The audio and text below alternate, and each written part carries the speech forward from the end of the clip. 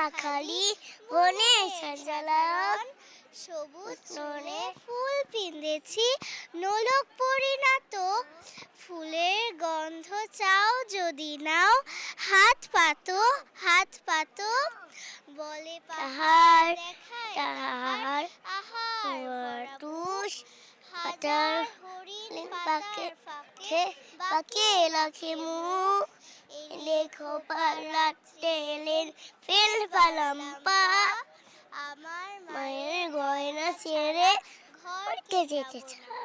আলিয়া হাসান আমার নাম। আচ্ছা, তুমি বইমেলায় কখন এসেছো?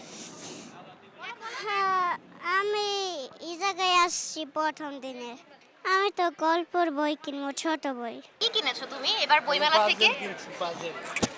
পাজল কিনেছো?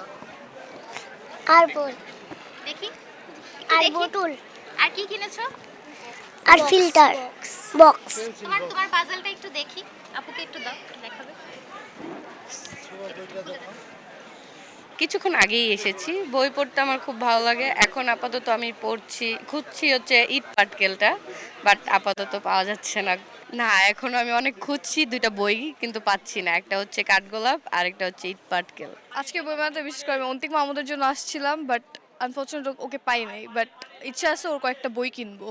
শুধু কি অন্তিক মাহমুদের বই পড়া হয়? অ্যাকচুয়ালি কমিক্সে বেশি ইন্টারেস্ট, ওর কমিক্সটাই পড়া হয়।